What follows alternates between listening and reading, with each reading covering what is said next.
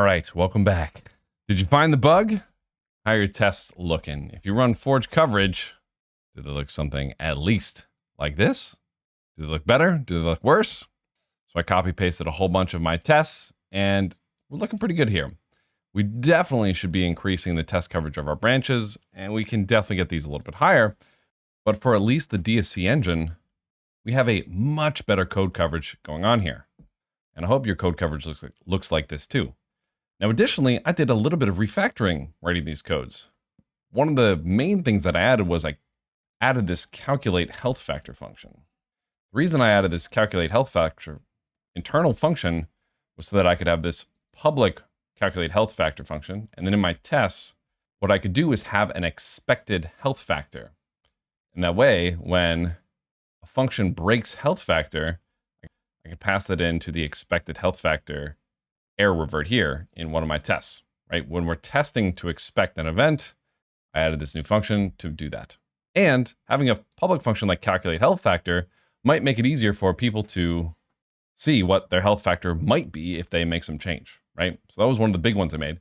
And the bug was in the health factor as well, or at least the bug that I planned to be in there. So in my calculate health factor, which instead of in our underscore health factor function, I'm just calling this calculate health factor function, right? I'm getting the account information and then just passing it to this calculate health factor. And in this, we needed to add a checker for if the total DSC minted was 0. And if it's 0, then we said, okay, cool, your health factor is going to be the max U256 or something like that, right? And the reason that we need this is if someone deposits a ton of collateral but has no DSC minted, well, their health factor is going to divide by 0, which we can't have. So calculating someone's health factor after they deposit collateral would result in an issue. We'd break stuff. We don't want to break stuff. And then the final piece that I did was I added a ton of external view functions just to make it easier to read and interact with this protocol. So those are some of the refactors that I did. And then obviously we added a ton of tests. There's nothing really new in here.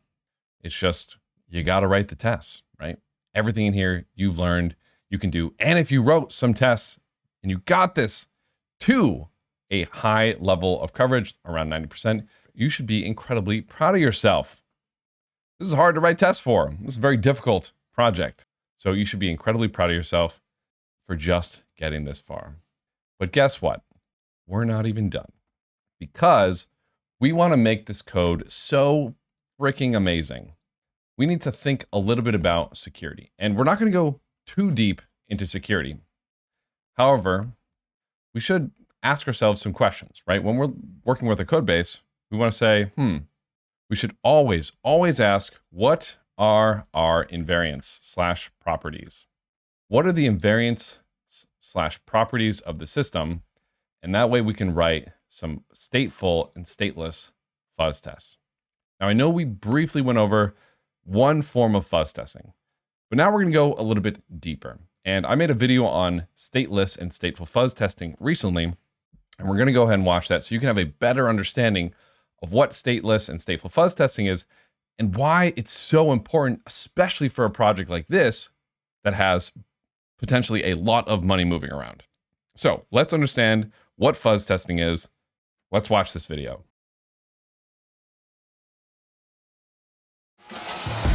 All right, contracts are written and tested. Can I ship my code? No, I can easily break this with a flash loan attack. Ah, crap, I didn't think about that. Let me fix. All right, how about now? If I make a flash loan on aave, I can use that loan to lock up a CDB on FakerDAO, and I can exploit the Oracle by re-entering your dinner reservation at Chili's, causing a bridge malfunction on the flux capacitor, bypassing the possibility media I can exploit your contract. I exploit your contract!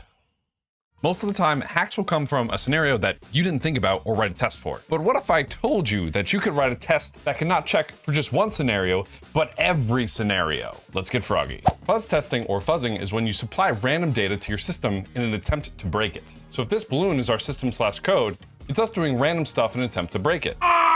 This is Chainlink. Now, why would we want to do all that? Let's say we have this function called doStuff. It takes an integer as an input parameter, and we know that no matter what we give it as an input, our variable should always be 0, should always be 0. The fact that this variable should always be 0 is known as our invariant, or our property of the system that should always hold. In our balloon example, if we market our balloon as indestructible or unbreakable or unpoppable, the invariant that would hold would, this balloon cannot be broken. And unlike this balloon in real life, we can write a test that will call the doStuff function many times with random data and check to see that our should always be 0 variable is always 0. Now, a normal unit test for our code might look like this. We pass a single data point, we call the function, and then we do our assertion to make sure that should always be 0 is in fact 0. And with this, we might think our code is covered. But if we look back at our doStuff function a little bit closer, we can clearly see that if our data input is 2, should always be 0 will end up being 1. This would break our invariant. Should always be 0 will not be 0. Now, this may seem obvious for this function, but sometimes you'll have a function that looks like this.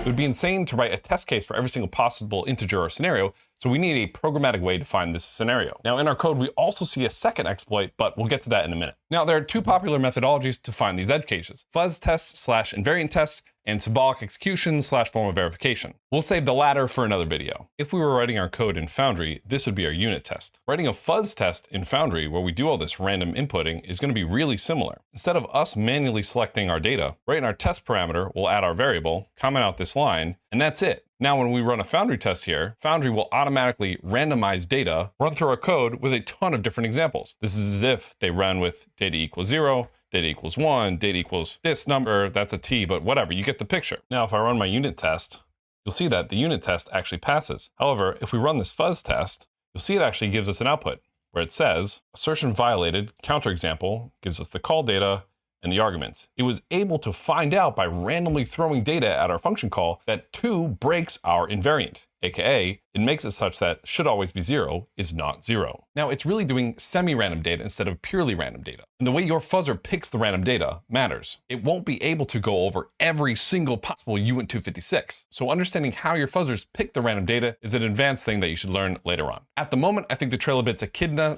/ Optic integration is probably the best fuzzer out there, and it easily has the best logo of all time, but Ripped Jesus is a solid second. So now that we have our counterexample here, we can use this to go back into our contract, find out, okay, so we are doing this wrong, delete this line, and then run our test again and see that it does indeed pass. What's important is this number down here, the number of runs. So this did 256 different random inputs to make our test run. In Foundry, you can change the number of runs in your foundry.toml file by just adding a section like this, rerunning your tests, and now you'll see it did 1,000 different examples. The number of runs is really important, obviously, because more runs is more random inputs, more use cases, more chance that you'll actually catch the issue. And now, congrats, that's the basic of fuzz testing. Let's just do a little recap here before going further. The first thing you need to do is understand our invariant, or property of the system that must always hold. In our example, should always be 0 was our invariant. Understand your invariant, and then write a test that would input random data to try to break that invariant. Now, if we go back to our example contract, though, you'll see with our fuzz test, we were able to find this first use case. However, it didn't find this second scenario where should always be 0 was set to 1 if hidden value was 7. In order for this to revert, hidden value would need to be 7. And the only way to set hidden value to 7 would be to first call doStuff with 7, which would set hidden value down here, and then call doStuff again with anything. Our fuzz test, as written, would never be able to find this. That's because this fuzz test is known as a stateless fuzz test, which is where the state of the previous run is discarded for the next run. If we go back to our balloon example, stateless fuzzy would be doing something to the balloon for one fuzz run, then discarding that balloon and blowing up a new balloon for each fuzz run. However, instead of doing stateless fuzzing, we could do stateful fuzzing. Stateful fuzzing is where the ending state of our previous fuzz run is the starting state of the next fuzz run. For example, instead of blowing up a new balloon for each one of these runs, we just use the same balloon to do multiple random things to it. Combined is considered one fuzz run. So a single fuzz run on a stateless fuzz run would be having data be 7, calling doStuff, just using the same contract that we just called doStuff on, and then call another function on it. If this was a unit test we had, we would of course see this get violated. But as you can see, with sufficiently complicated code, coming with these very specific scenarios are going to be missed. To write a stateful fuzz test in Foundry, you need to use the invariant keyword, and it requires a little bit of setup. And don't get too confused by the invariant keyword here. Yes, it's being a little overloaded.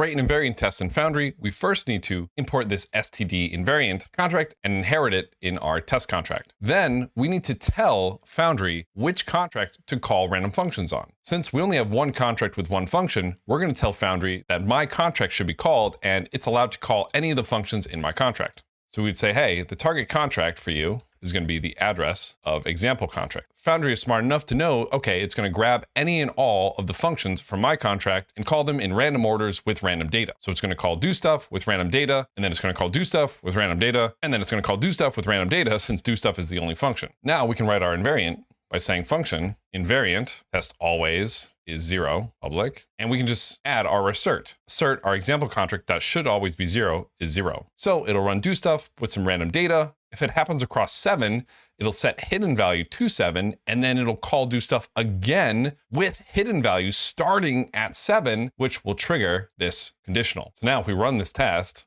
we can see it does indeed find a sequence where our invariant or our assertion or our property is broken. We can see first on my contract, it's going to call do stuff with an argument of 7, and then it's going to call my contract with an argument of some random number because it doesn't matter what the input is after it sets it to 7. So now that we have that, we can go back to our code, remove this, come back to our test, rerun our test, and we'll find that our code is now safe and sound because our invariants hold up. Now, an important aside on the term invariant, Foundry uses the term invariant to describe this stateful fuzzing. Stateless fuzzing is when you give random data to an input to a function to see if it breaks some invariant. Stateful fuzzing is when you give random data and random function calls to a system to see if it breaks some invariant. In Foundry, fuzzing is stateless fuzzing, and invariants are stateful fuzzing. So when people are talking about invariants in Foundry, they're usually talking about stateful fuzzing. If they talk about fuzzing in Foundry, they're talking about stateless fuzzing, even though they're both technically fuzzing. There's an issue on the repo to potentially change the name, but I digress. So in a real smart contract, your invariant won't be that a balloon shouldn't pop or some function should always be 0. It might be something like new tokens minted is less than the inflation rate. There should only be one winner in a random lottery. Someone shouldn't be able to take more money out of the protocol than they put in. And let me tell you what, at this point, congratulations, you've learned the basics of fuzzing. This is something that even some of the top protocols in this space don't use. And this is something that we in Cyfrin use to find high severity vulnerabilities in smart contracts. Hey, I'm Alex Rowan, co-founder at Cyfrin. We use invariant tests during our audits to identify vulnerabilities that are often difficult to catch purely with manual reviews. That's not to say they're a silver bullet. They are in no way a replacement for experts' manual review, but they certainly can aid in the audit process. This needs to be the new floor for security in Web3. If you're working with a protocol that isn't doing stateful fuzzing or invariant or fuzz tests, red flag, get them to use it, make a PR. Number 1, understand what the invariants are. Number 2, write functions that can execute them. Do not go to audit without these. Don't let your auditors let you get away with not having them. So this video was just to give you the basics. And if you want to learn the advanced fuzzing strategies and how to fuzz like pro, be sure to watch our next video on the topic, as that'll give you the keys to write professional fuzz and professional invariant tests. Come on, gang. Let's make Web3 better, and I'll see you next time.